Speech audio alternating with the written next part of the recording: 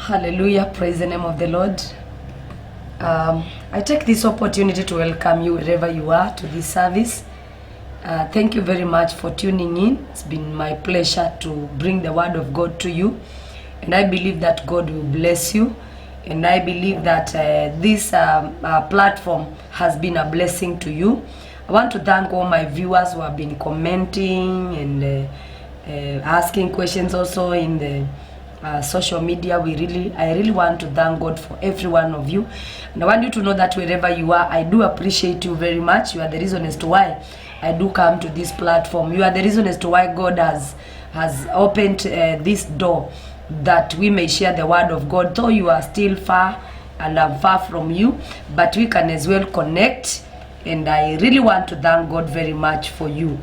And this evening I'm here purposely to bring the word of God to us, and I know that there is something that God has prepared for you, for all of us, and I know that at the end of it you will be able to count the benefit of listening to the word of God. And I believe that this word of God is going to transform you and make you a better person than you are today. Let's pray for the word. Father, I thank you and I honor your name. Thank you, Father, for all my viewers tonight. I commit them before your presence, and I pray for them in the mighty name of Jesus, that as they listen to your word, my Father, this word is going to strengthen them. This word is going to heal them. This word is going to give them hope, oh my Father, in the mighty name of Jesus Christ. I pray that, Father, this word is going to be their guide, oh my God, in the mighty name of Jesus. Bless them wherever they are. Bless them in the diaspora. Bless them in this country. Bless them in the city of Mombasa, my Father, and your name shall be exalted. I give you praise and I give you honor. In Jesus' mighty name we pray. Amen. I want you to open your Bible in the book of Ephesians chapter 4. The book of Ephesians chapter 4.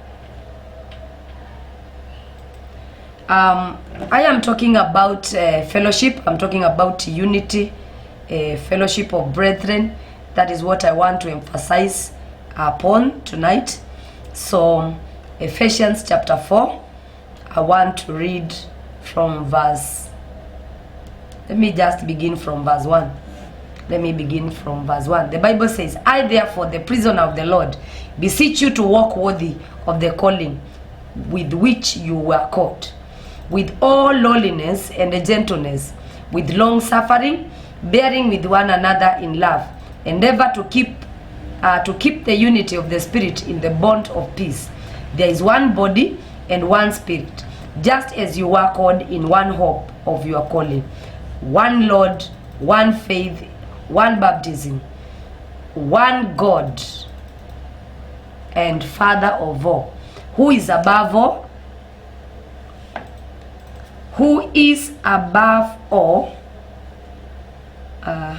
one God and Father of all, who is above all and through all and in you all. But to each one of us grace was given according to the measure of gifts. Now, I am talking about fellowship. I'm talking about fellowship, and the Bible tells us not to neglect fellowship. In other words, the Bible tells us not to neglect fellowship, to make sure that we do fellowship. And the reason as to why the Bible emphasizes that we do fellowship is so that we can have unity. Unity is very important for the people that are born again and the people of God and Christians. And God expects us to live together in unity. God expects us to walk in unity, to do everything in unity. And this is Paul now speaking to the church of Ephesians, and he tells them, walk in a manner worthy the calling with which we are called. So we are supposed to behave in a manner. We are supposed to behave differently. We are not just supposed to behave like any other person, because you realize that every other person is hating. When other people are hating, we are not supposed to hate. When other people are discriminating one another, that is not how we are supposed to be. We are supposed to walk in unity. We are supposed to be different. We are supposed to walk differently and to behave differently. So we are supposed to, Paul here is emphasizing and is speaking to the church and telling the church to make sure that they walk in a manner worthy the calling that they were called with. So everybody, every one of us is supposed to consider. You need to remember that you are born again. Wherever you are, you need to remember that you are born again. And because you are born again, there is a way in which you are supposed to behave. You are not supposed to behave like another person. You are not supposed to talk like another person. You are not supposed to walk like another person. You are supposed to walk differently, because you don't belong to this world. You belong to the kingdom of God. You are just a representative, and therefore you are expected to represent the kingdom well. And Paul gives guidance on how people are supposed to live and how the church was supposed to live, and he tells them to live in a manner worthy the calling. One of the things that Paul emphasizes, he tells the church to walk in a manner that is worthy the calling, and it speaks. He talks about with lowliness and with the gentleness. He expects people that are born again to walk with the lowliness, and also to walk to make sure that they behave gently. That is how we are supposed to behave as people that are born again. We are not supposed to be proud. The Bible says that pride goes before failure. Every time you welcome pride in your life, that pride will lead you to failing, and when you fail, then the kingdom of God will be a laughing stock. And therefore that is why Paul emphasizes that everybody that is born again, he says that we are supposed to walk in lowliness, and we are supposed to walk in gentleness. We are supposed to be walk with long suffering, bearing with one another in love. As we stay in unity, we are supposed to make sure that we bear with one another. We are supposed to be patient with one another. We are supposed to contain every one of us. So we are supposed to make sure that we keep that bond and we maintain it. It is true that not even one of us is 100% perfect, but we have shortcomings. So we are supposed to bear with one another's shortcoming and make sure that we fellowship with one another. Let us make sure that we live together, because that fellowship is our unity. When we come together, we are strong. When we are together, we are able to overcome. Even when the devil attacks us, the devil cannot easily succeed when we are together. And that is why we are not supposed to neglect fellowship. The fellowship is supposed to make sure that we live together in unity. So Paul says that let us bear with one another so that we are able to keep the unity. We are supposed to make sure that we are bearing with one another. We make sure that we love one another. When you love your brother, you are going to overlook the wrongs that they are doing for you. When you love your brother, you will make sure that you forgive and you forgive their shortcomings. When you love your brother or your sister, many things will happen, because you will be even kind to that person. And that is why Paul is emphasizing that we are supposed to keep that fellowship, and that fellowship is supposed to strengthen our unity. As the people of God, we are supposed to live united. We are not supposed to be divided, because when you look at today, there are very many divisions among the people of God. We are divided by our religion, and the religion becomes one of the greatest enemies of God, because even though we are born again, but we fellowship in different religions, and therefore these religions have divided us. We are not supposed to be divided by religions. We are supposed to stay together. We are the people of God. We are a chosen generation. Regardless of which religion we come from, religion will not take anyone to heaven. Just a religion or a ministry where you belong, it's just a place where we go to try to reach God. But we just go there to prepare ourselves for the coming of our Lord Jesus. And therefore this is not supposed to divide us. As long as we are all heading in one place, and we have the same hope, then we are supposed to live together in unity. The Bible says that we are supposed to be we are to walk with lowliness, and we are supposed to walk with the gentleness. So these are the guidance that Paul is giving to the church, that everyone that is born again is supposed to walk in lowliness, is supposed to walk in gentleness. We are supposed to be gentle. There are people who are not gentle, but we are supposed to make sure that we are gentle. It's a fruit of the Holy Spirit. We are supposed to make sure that with that fruit of the Holy Spirit is seen in our lives. It is supposed to be manifest in our lives. We are supposed to be walking with the long suffering. We are supposed to bear with one another, be patient with one another, and love one another. The Bible says Also when you read in verse 3, it says, endeavoring to keep the unity of the Spirit in the bond of peace. Endeavoring to keep the unity of the Spirit in the bond of peace. So that means that we are supposed to make sure that we work hard. In other words, we are supposed to make sure that we work hard. That word endeavoring, it is some determination. There should be some determination. And we are supposed to make sure that we are determined to ensure that we keep that unity. That unity is very important in the body of Christ. As the body of Christ, if we are going to overcome, we are going to overcome because of we have endeavored. We are supposed to make sure that we work hard to retain the unity of the brethren, because the Bible says that keeping the unity of the Spirit in the bond of peace. So we are supposed to work hard to make sure that we maintain that unity of the Spirit and make sure that we live peacefully. That is what God expects us, how God expects us to live. And Paul is giving all this guidance that we are supposed to come together in fellowship, make sure that we do not neglect fellowships. And then when we do not neglect fellowship, we make sure that to maintain that fellowship and to maintain the unity, because the importance and the purpose for the fellowship is to bring unity. Then we are supposed to make sure that we behave in a way to maintain that unity of the brethren, and to make sure that one of the things is that there should be peace among us. We should make sure that there is peace. When we come together in fellowship, we are supposed to work hard and make sure that there is peace among us. As far as we are different, but we can live peacefully. The Bible says that we should be in peace with everybody. Try as much as possible to be in peace with everybody. And because that is what is expected of us. So the Bible says, endeavoring to keep in unity, the unity of the Spirit in the bond of peace. Let us keep the unity of the Spirit in the bond of peace. So that peace is supposed to bind us together and bring that unity of the Spirit, because this is what the Bible says: there is one body and one Spirit, and that is why we are called the body of Christ. It is, the body is only one. There is no division of the body.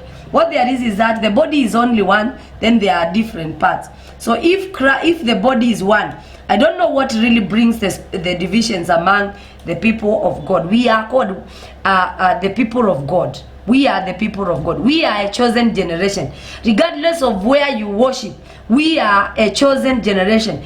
God has chosen us. God has saved us. And we are supposed to live the same way. Let us keep, the Bible says that we should keep the body, the unity of the Spirit.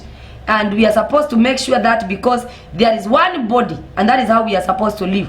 Because there is one body, there is also, we are supposed to live one, because we are just one thing.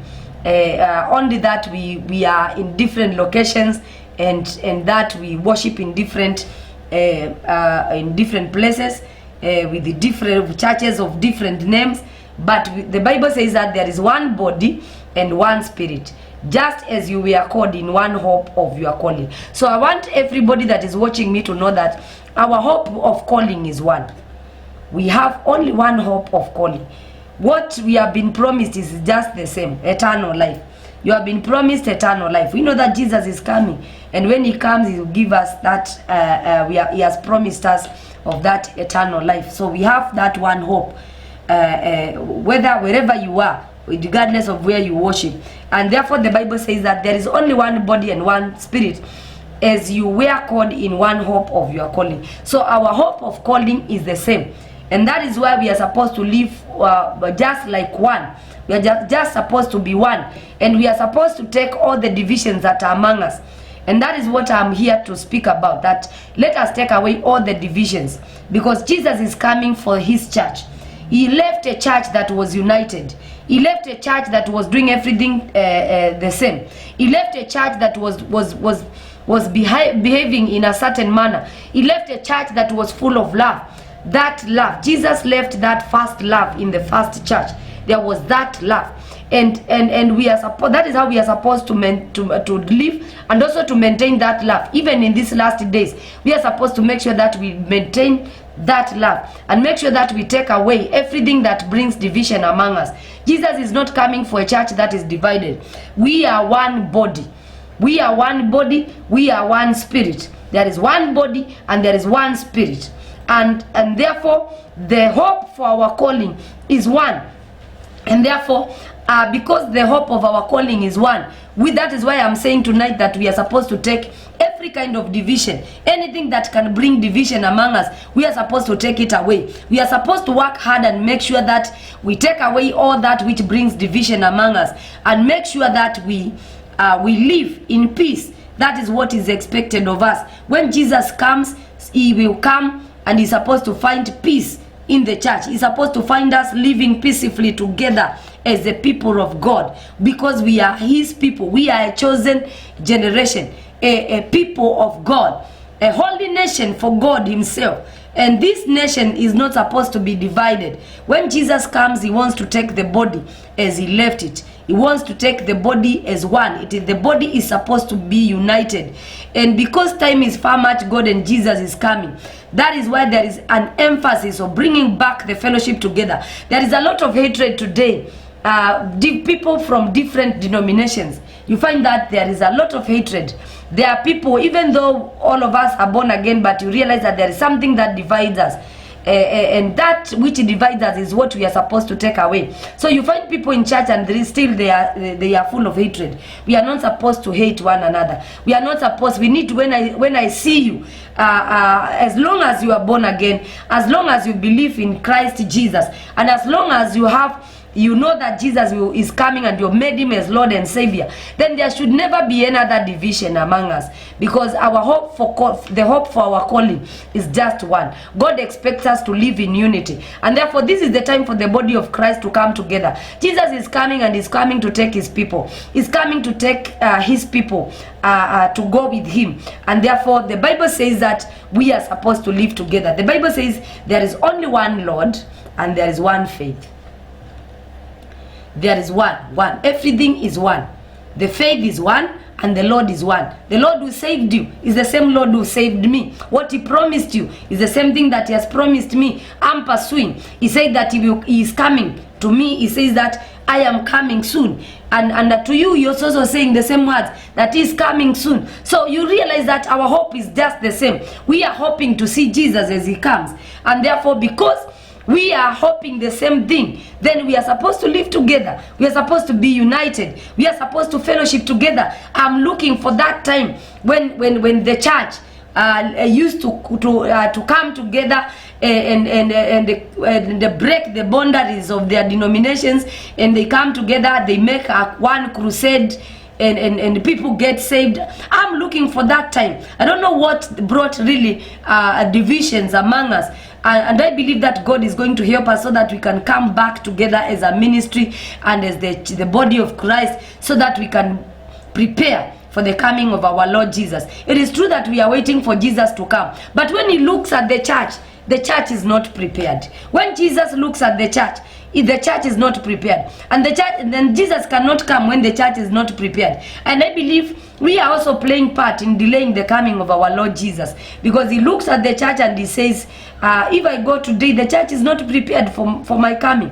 And therefore this is now a call for the church, so that we can make sure that we maintain the fellowship, so that we can make sure that we live as one body of Christ. Because the Bible says that we have got one hope of our calling. The Spirit is one, the Lord is one, the body is one, and we have got only one Lord, who is our Savior. He is the Savior. There is no two Saviors. The Savior is one, and is our Lord Jesus Christ. So he is Lord and Savior of our lives. So when we make him Lord, then he is just one. The faith, we have been called into one faith. Our faith is the same. So let us try to maintain that unity. Let us try to maintain that peace. Let us try to live peacefully. Let us take away all the divisions that are among us, so that we can prepare ourselves fully for the coming of our Lord Jesus, because we are waiting for one Lord.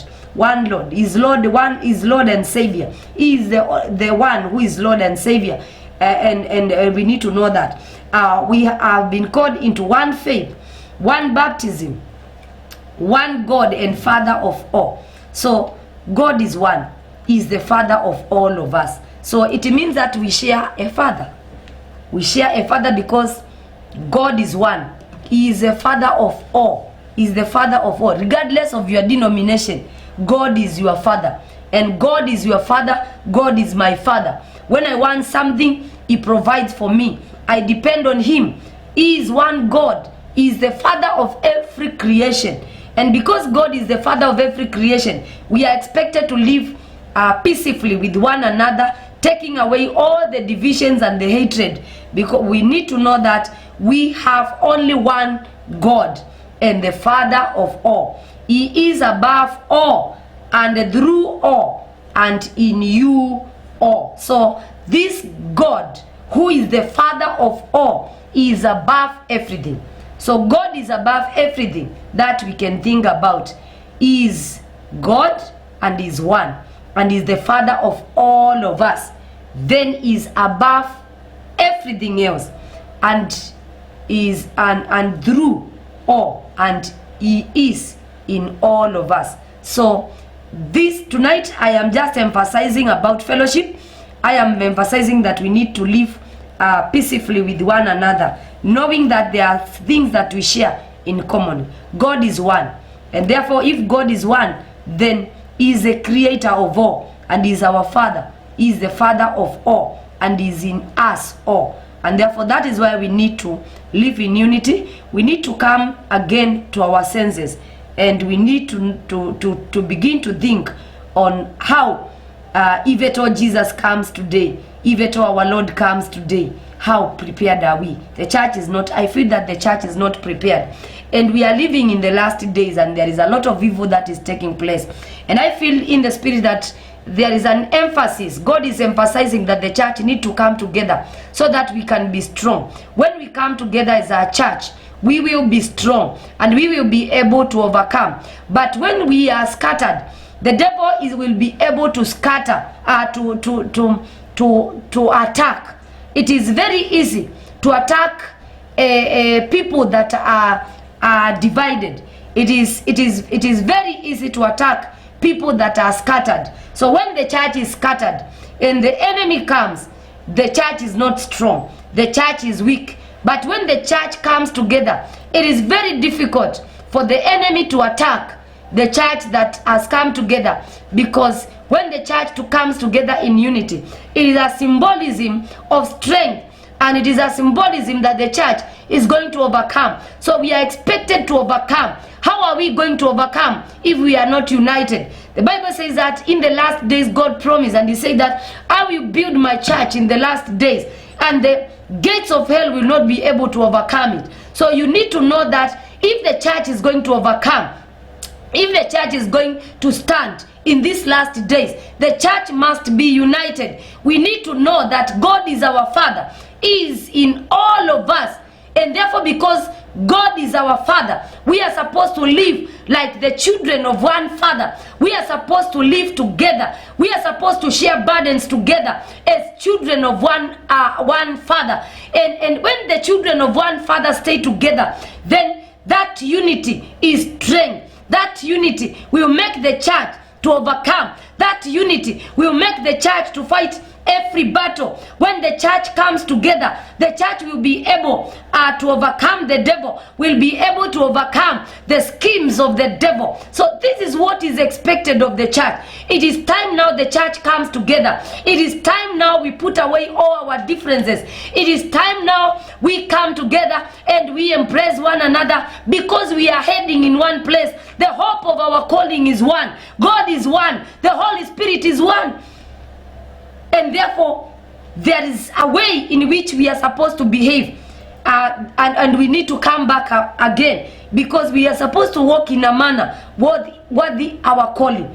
We are supposed to behave in a manner worthy our calling. We have been called by God. We have been chosen by God. We are waiting for Him. He is our Father. And therefore, whatever brought the divisions, the Bible says we need to work hard and make sure that we maintain peace. This is the time now. I feel that this is the time for the church to look at what really brought the divisions, and we need to deal with all those things that have brought divisions among us, and so that we are able to overcome, and so that we can be that church. God or Jesus left only one church. Everything is one, brethren. He left only one church and is coming for that one church.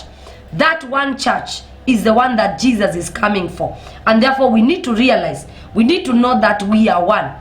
And we need now to take away the differences and know that what you have been promised and what God spoke and what God is saying is just one. God cannot speak this and then speak another, because we are, all of us, we are the children of God, and we are waiting for Jesus to come. And therefore this is the time that now we begin to impress one another, we begin to value one another, we begin to impress who we are, because he says that he has given us grace according to the measure of gifts that he has given to us. So he is the one who gives gifts to men. So he has given grace to one another. So then this grace differs from one another. He says that, but to each one of us grace was given according to the measure of Christ's gifts. So he has given us gifts. We are one body, but he has given us different gifts. So what we are doing here, we are just practicing and just working, using the gifts that God has given unto us, and he has given us different graces. And I think that is where the problem is. We fail to understand that this grace is given different.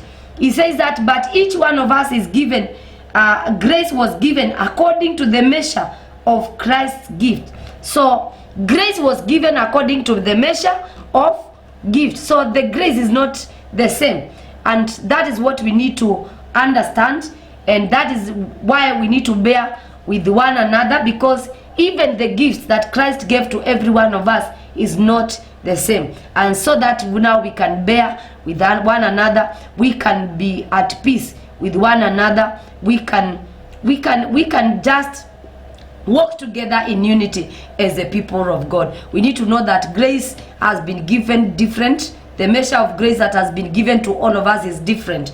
And having known that the grace is different, then we need to bear with one another. We need to embrace one another. We need to be patient with one another. We need to go down. The Bible says that we need to walk with lowliness. The way up is you need to go down so that God can lift you up. The Bible says that when we humble ourselves, God will lift us up. So we are supposed to go down so that God can lift us up. And that is how the church is supposed to behave.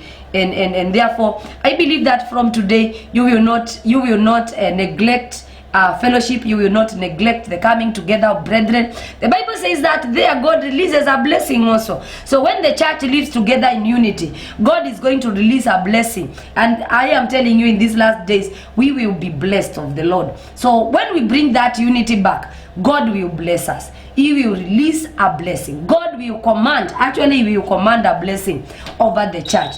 And I'm telling you, the church is going to experience a revival. The church is going to experience victory. The church is going to be a voice. When the church comes together, the church is going to be a voice, and we are going to guide the world, and we are going to direct to give direction on how we are supposed to live. Thank you very much for listening. I want to pray for you so that God may help us. God may help us to maintain that unity and to maintain that peace. And so that God can help us, even in these last days when truly things are evil, we are going to walk in a manner that is worthy the calling of God. We are not going to be manipulated. We are not going to change because times have changed and maybe things are different from how when we got saved. I know that we are living in tough times, but we are going to become tough. When things become tough, the only way for us to go is to become also tough, making sure that we are strong in faith. And I am telling you, we are going to overcome. I want to pray for you wherever you are, so that God can continue to strengthen you, so that God can continue to help you, so that God will continue to strengthen you every day and to help you to overcome, in the mighty name of Jesus Christ. Bow your head wherever you are. Father, in the mighty name of Jesus, I thank you, Father, for the people that are listening to me. I honor your name, Father, because today you you've guided me to speak about fellowship and the unity of the church. Lord, I pray, oh my Father, for everybody that is listening to this service, oh my God, that Lord, you are going to bring the unity of brethren. Pray that, my Father God, you are going to help your people, that they are going to walk in a manner worthy the calling. Lord, I pray for them that, Jehovah Father, they will not, oh my God, be manipulated. In the mighty name of Jesus, may you strengthen their faith, that their faith is going to be strongly rooted. In the mighty name of Jesus, give them victory, oh my Father, in the mighty name of Jesus Christ. My God, I exalt you. My God, I bless your name. I pray that you are going to strengthen their faith in these last days, my Father. In the mighty name of Jesus Christ, they are going to stand. The church will stand. The church will have peace. The church will overcome. In the mighty name of Jesus Christ, I destroy every division in the church. And I pray that, my Father, from today, we are going to experience peace, oh my Father, in the church. Because we have you as our God. You are in all of us. And you are our Father. You are our Father, the Father of all. And you are above all, my God. I pray in the mighty name of Jesus that you are going to help your body, that it is going to stay as one, for the glory and honor of your name. Father, I bless your name. I honor your name, my Father. Continue to strengthen the brethren, my Father. Continue to strengthen them every day. Continue to glorify yourself in their lives. In the mighty name of Jesus Christ, I pray that they will stand. Even when persecution comes, they will stand, and your name shall be exalted. I praise you and I honor you. In Jesus' mighty name we pray. Amen. Amen. You are watching me and you are not born again. We are saying that we are living in the last days and Jesus is coming. This is your time to receive Jesus. Don't try to postpone your salvation, because you never know what will happen tomorrow. So wherever you are, I want you to pray this prayer after me. Receive Jesus as Lord over your life, and you will never regret. I want you to pray this prayer after me. Say, Lord Jesus, I give you my life today. Come into me and make me your dwelling place. From today, I pray that you forgive me and that you strengthen me. I believe that you are the Son of God. You died on the cross for my salvation. And from today, I surrender my life to you, that you may lead me and guide me. Thank you, Jesus, for saving me. In Jesus' mighty name, I pray. Amen. If you prayed that prayer, you are now born again. I want to welcome you at JCC Tudor. JCC Tudor is in Mombasa, at a place called Kachonjo Iveto. You have received Jesus today and you are in Mombasa. I welcome you to that place, JCC Tudor. That is a place where we worship. When you come to Kachonjo, you will find us there, and God will bless you. That is a place where I am sure that you will be fed with the word of God, and your life will never be the same again, because after receiving Jesus as Lord and Savior, you need to feed spiritually. You need to know, you need to be taught, so that you can know what you are supposed to do. We will teach you on how people walk when they get born again, and I'm telling you, you will enjoy your life in Christ Jesus. I would also to terminate this service, and I want to give you an opportunity to give your offering. The reason as to why we put that pay bill number there is so that you can put your offering. However, it is a free will giving. You give willingly. We don't force people to give, and this is the only way. This is how this kingdom works. We are blessed when we give. We believe that when we give, we receive. And we have seen God being faithful to us. So anybody that is a child of God, when you give willingly, you receive. So that is how we live. We don't live by our businesses. We don't live by our jobs, because we can still, we have seen people losing jobs, and that is why we don't put our trust in the jobs. We put our trust in God. So our financial issues are solved from heaven. As we give, we receive. And whatever we receive comes multiplied many times, so that even when we lose our jobs, we are still able to survive. That is how we live. We don't have to commit suicide because we have lost our jobs. We actually, there is a channel from heaven that feeds us and provides for us and that is why we give. For the people that ask why we put the pay bill number there, we put it there because that is our way of living. I am going to be a bad pastor if I don't teach you on how to give your tithes and your offering. I will not be helping you, because financial breakthroughs are not brought by prayers. You can pray even in tongues, but you'll never get a breakthrough in finances.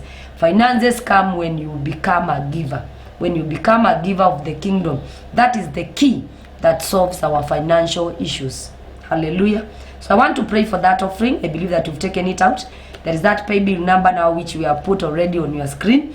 You can use it to pay your offering. I want to pray for that offering. Father, in the mighty name of Jesus, I thank you. I honor you, Father, for your people. And as they give, Lord, I commit them before your presence. I pray for them that, my Father, you are going to bless them financially.